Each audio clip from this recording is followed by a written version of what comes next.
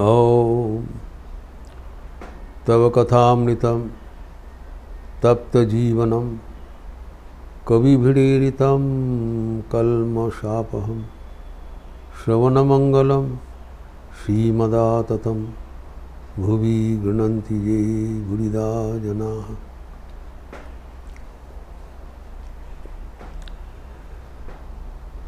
अध्यात्म रामायण का आध्यात्मिकता के बारे में हम लोग चर्चा कर रहे थे।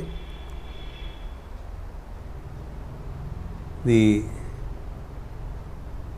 spiritual version of the Rama saga, Ramchandra ji की जो लंबी कहानी का आध्यात्मिक तात्पर्य अध्यात्म रामायण में लिखा हुआ है। हम लोग वाल्मीकि रामायण से तुलनामूलक करके हम लोग देख रहे थे कि वाल्मीकि रामायण आदर्श मानव का चरित्र प्रतिष्ठित किया, जबकि यहाँ पर राम के आदर्श आध्यात्मिक पुरुष रूप से प्रतिष्ठित किया। यद्यपि हम लोग आध्यात्मिकता चाहते हैं, इसलिए यही रामायण हमारे लिए प्रासंगिक है, ये ठाकुर के इंगित है। इस रामायण के बारे में जो थोड़ा बहुत हम लोग सोचा था चर्चा करेंगे, कौन है, कहाँ है।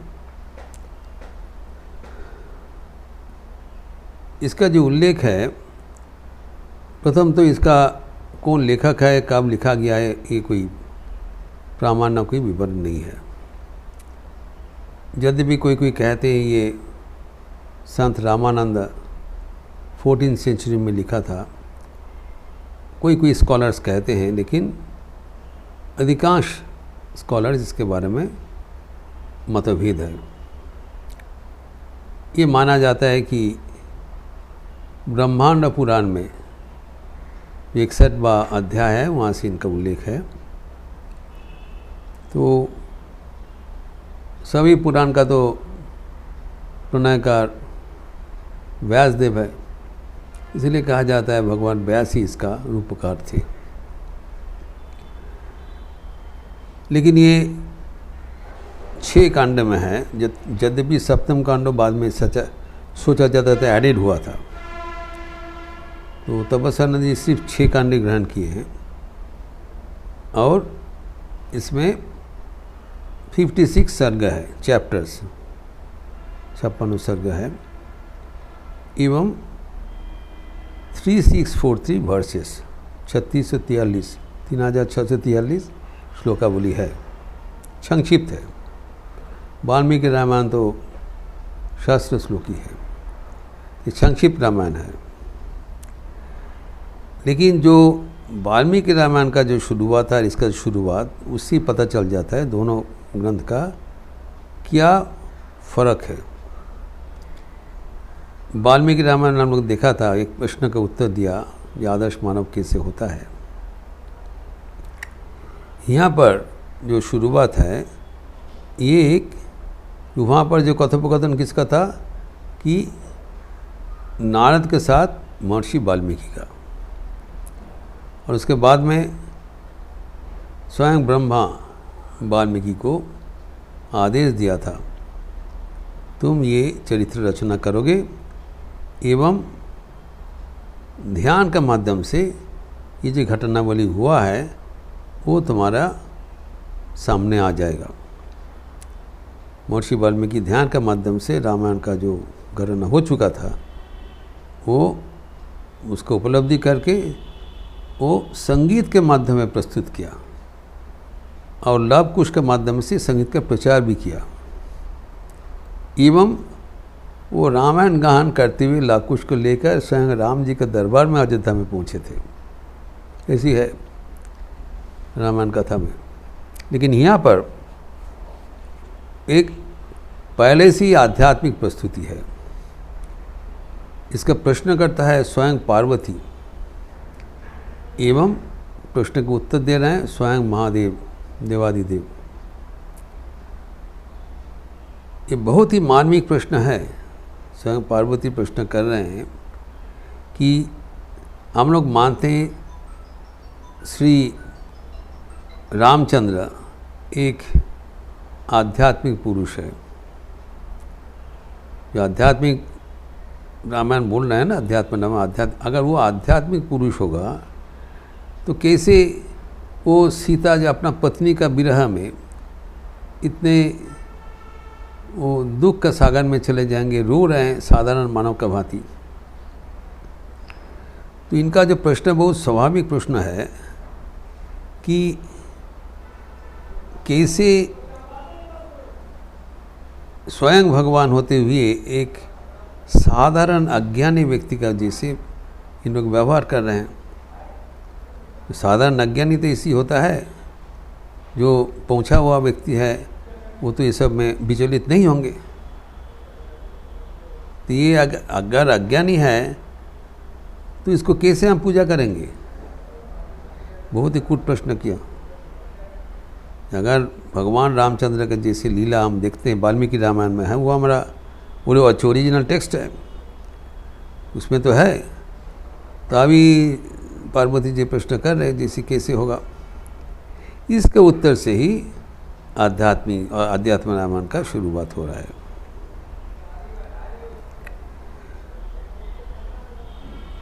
तो स्वयं शिव जी बहुत सा श्लोक को उद्धृत किया है कि कभी भूल करके भी रामचंद्र का जो आध्यात्मिक तात्पर्य है इसमें गलत नहीं सोचना चाहिए। अनेक उपाय से पूरा रामायण में ही कहा गया है कि why we should not misundertreat the divinity of Sri Ramchandra through his appearance। वो उनका जो ऐसी व्यवहार है तो व्यवहार देख के उनके बारे में कभी गलत नहीं सोचना चाहिए। जैसे कहते हैं ये देते हैं ये रामायण में, सूर्य में कोई अंधकार का कभी दाग नहीं रहता है। सूर्य के भीतर कोई अंधकार का दाग नहीं होता है। सूर्य सदा दीप्तिमान है, प्रकाशमान है। सूर्य में अगर भी दीप्ति में कोई अंधकार का कल्पना करता है तो उनका अपना दृष्टि शक्ति का सीमाबद्धता है। It is due to the limitation of the seer, not for sun. Sun is ever illumined. सूर्य में जैसे कभी वो अंधकार का लेश मात्र नहीं रहता है, वैसे ही श्री रामचंद्र वो शुद्ध ब्रह्म परात्परम, वो प्योर कॉन्शियसनेस, उसमें कभी कुछ कमियां नहीं हो सकता है। जो उसमें उल्लेख है तो अच्छा, तो इसमें जो माया का जो प्रभाव है ये तो अनस्वीकार्य है। ये जगत में सभी माया का प्रभाव में है और माया उन्हीं का ही सृष्टि है। तो लगता है उन्हीं का सृष्टि माया से वो आबद्ध हो गया, जैसे होता है साधारण व्यक्ति जो अपना जो माया में अपने खुद फंस गया। जिसे कहा जाता है कि जो स्पाइडर, जो माकड़सा अपना जाल में निबद्ध हो जाता है। तो भगवान जो अपनी सृष्टि किया है माया, तो भगवान अपना सृष्टि माया से ही अपने बद्ध हो गया। लेकिन यहाँ पर जो उत्तर दिया है, यद्यपि माया उनका सृष्टि है लेकिन वो बराबर मायाधीश है, मायाधीन कभी नहीं है। माया का सामर्थ्य नहीं है उनको स्पर्श करे, वो बराबर माया के परे हैं। माया ये है ये आध्यात्मिक तात्पर्य हमें बहुत भली भांति समझना चाहिए। ये हमारे जीवन के लिए भी बहुत ही वो ज़रूरी है ये जानना कि भगवान का चरित्र में कभी हमें दोषारोप नहीं देखना चाहिए। और इसका एडवोकेसी कौन कर रहे हैं? स्वयं श्री रामकृष्ण। श्री रामकृष्ण इसका सपोर्ट कर रहे हैं ये बताने के लिए कि न केवल श्री रामचंद्र, कोई भी अवतार के जीवन में देखते हुए अगर कोई उसमें असंगति अपरेंटली उसमें दिखाई जाता है, वो समझना चाहिए मेरा देखने का कोई गलती हो रहा है। भगवान का चरित्र में कभी कुछ, यही समाधान, यही तर्क का समाधान ही है अध्यात्म रामायण। इसलिए हमारे जीवन के लिए बहुत ही ज़रूरी है। हमारे जीवन के लिए ये जानना बहुत ज़रूरी है कि ये जो भगवान का जो चरित्र है वो निष्पाप है, निष्कलुष है। ये धरित्र में कभी कलुषित नहीं हो सकता है। तो यहाँ पर जो सीता जी के साथ हनुमान जी का जो कथोपकथन है वो भी मार्मिक है। तो सीता माता हनुमान जी को बता रहे हैं कि देखो, रामचंद्र जी को कभी गलत ढंग से मत सोचा जाए। वो शुद्ध चैतन्य मात्र है। इस सत चित आनंद, वो आनंद स्वरूप है, चैतन्य स्वरूप है, शुद्धम अपाप विद्धम। कभी उसमें कभी कुलुष कलिमा हो नहीं सकता है। लेकिन मुझे बता रहे हैं सीता जी, याद मत रहे, मुझे उनका शक्ति रूप से जानना। तो मैं परिष्कार बता रहे हैं, मैं उनकी शक्ति रूपिणी, उनकी इच्छा से ही जगत संसार सृष्टि करते हैं उनकी उपस्थिति में। लेकिन ये जगत संसार का जो परिवर्तन उनके ऊपर वो आरोपित नहीं है, वो इससे विलक्षण है। उनका जो शक्ति है, सीतारमणी कहते मैं उनका शक्ति हूँ, मैं उनका शक्ति हूँ। उनकी इच्छा से, उनकी उपस्थिति में ये जगत संसार रचना कर रही हूँ। लेकिन इनमें से वो बराबर विलक्षण है। उनका कुछ इसमें ना जाता है, वो मायाधीश है, उसके परे है। तो ये हमें सब समय याद रखना चाहिए कि जीव और ईश्वर में ही फर्क है। जीव ईश्वर मायाधीन है, भगवान मायाधीश है। यद्यपि जीव मायाधीन है, कभी कभी he wants to equate himself with God. भगवान भी ऐसी तो व्यवहार किया है। वो भी दीदाराम का अत्याचार में सुइसाइड करने के लिए गया। ये सब क्या हो रहा है?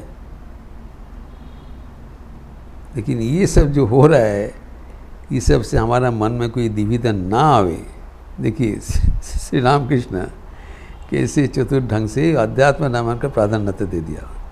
पहले अध्यात्म रामायण पढ़ो और समझो कि भगवान को कभी दूसरा, और ये किसके माध्यम से हो रहा है? स्वयं पार्वती का प्रश्न, स्वयं पार्वती प्रश्न कर रहे हैं भगवान शिव को, शिव इसको उत्तर निरसन कर रहे हैं। और वो आध्यात्मिक रामायण माध्यम से उल्लेखित हुआ है और वो पुराण में हमारा सब न्याय है, अब उल्लेखित हुआ है। तो अभी सीता जी कह रहे हैं हनुमान जी को, मैं उनके शक्ति से इसे उत्पन्न किया है एवं उनकी इच्छा मात्र से सब कुछ हो रहा है। मेरा जो शक्ति है उसके ऊपर कभी असर नहीं पड़ेगा।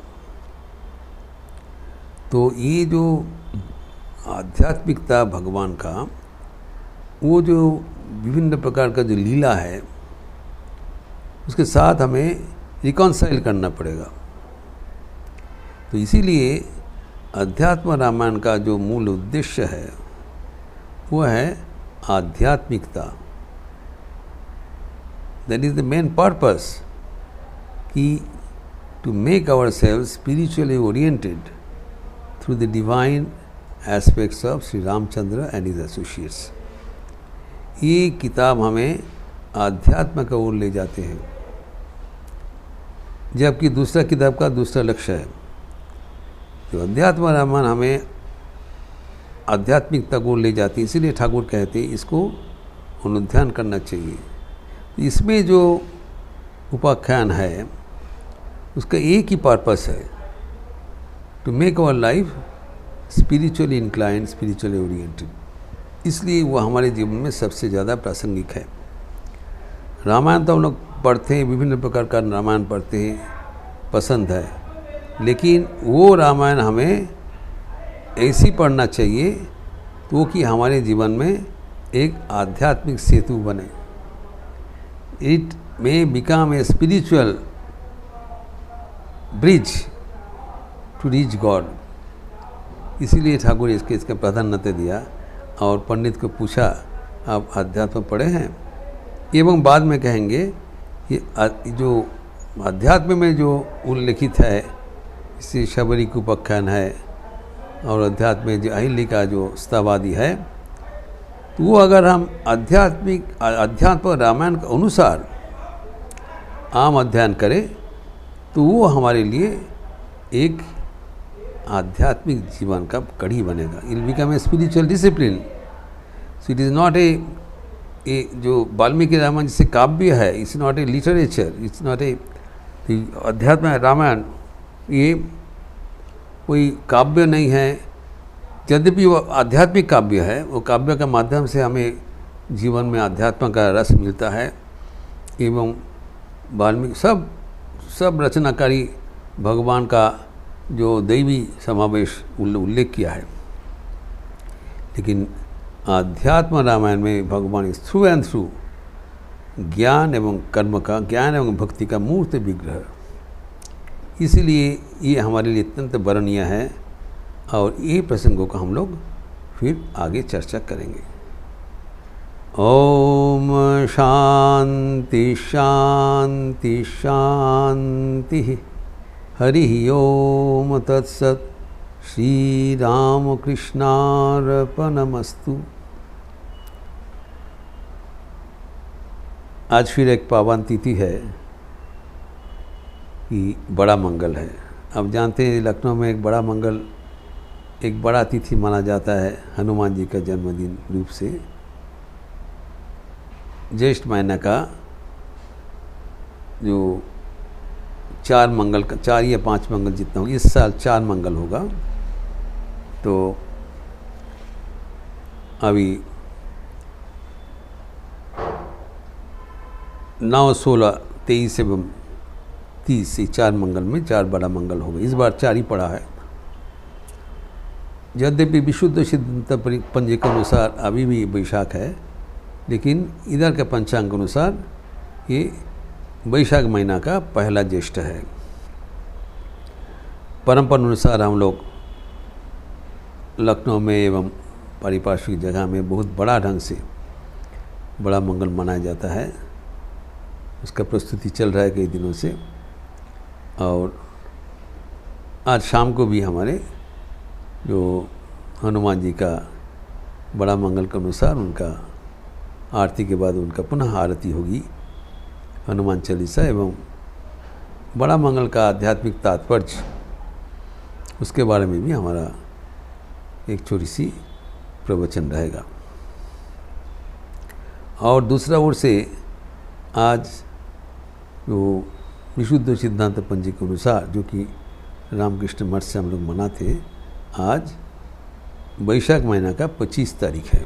अब जानते हैं 25 वैशाख जो रविंद्रनाथ ठाकुर के जन्मदिन बहुत बड़ा ढंग से मनाया जाता है। जो रविंद्रनाथ के भक्त बलि है, जो रविंद्र संगीत पसंद करते हैं, रविंद्र साहित्य पसंद करते हैं, उनके लिए आज एक विशेष दिन है। तो वो करते हुए प्रवचन के शाम को प्रवचन को उपरांत वो कुछ चुना हुआ रविंद्र संगीत भी हम ठाकुर को सुनाएंगे। जो अनिमेश मुखर्जी और मेरा दोनों का योगदान रहेगा।